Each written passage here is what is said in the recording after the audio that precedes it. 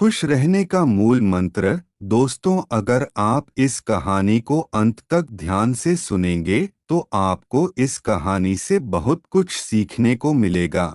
यानी आपके खुश रहने का मूल मंत्र क्या है, तुम्हें यह पता चल जाएगा। खुश रहने का मूल मंत्र। बहुत समय पहले गंगा नदी के किनारे एक पीपल का पेड़ था। पहाड़ों से उतरती गंगा अपने पूरे वेग से बह रही थी। अचानक पेड़ से दो पत्तियां नदी में गिर गईं। एक पत्ता एक कोण पर गिरा और एक पत्ता सीधा गिरा। जो पत्ता एक कोण पर गिरा हुआ था वह जिद पर अड़ गया और बोला कि आज चाहे कुछ भी हो जाए, मैं इस नदी को रोक कर रहूंगा।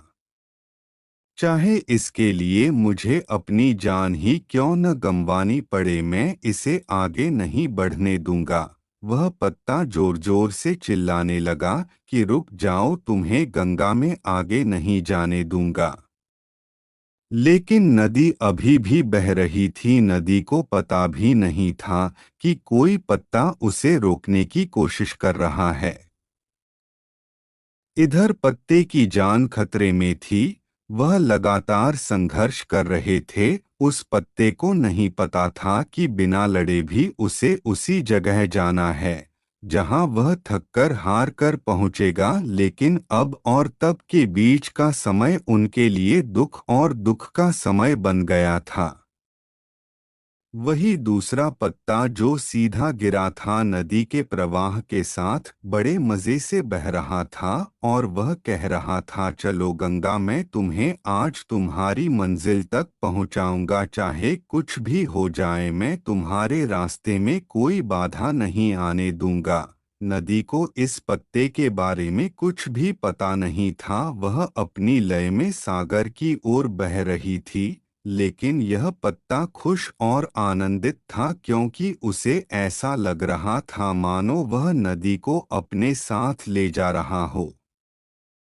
तिरछे पत्ते की तरह सीधे पत्ते को भी नहीं पता था कि वह नदी का साथ दे या न दे, नदी वहीं पहुंचेगी जहां उसे जाना है। लेकिन अब और तब के बीच का समय उनके लिए आनंद का समय बन गया था। जो कार्ड नदी से लड़ रहा था उसके पास जीतने का कोई रास्ता नहीं था और जो कार्ड नदी के साथ बह रहा था उसके पास हारने का कोई रास्ता नहीं था।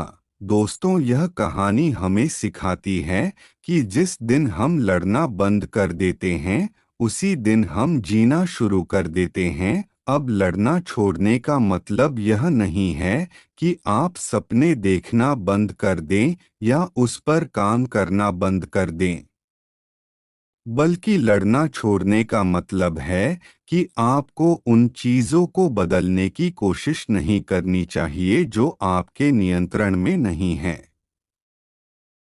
खुश रहने का यही मूल मंत्र है। दूसरों को बदलने की कोशिश में अपना जीवन बर्बाद मत करो, बल्कि खुद को बदलो। दोस्तों, आपको यह कहानी कैसी लगी?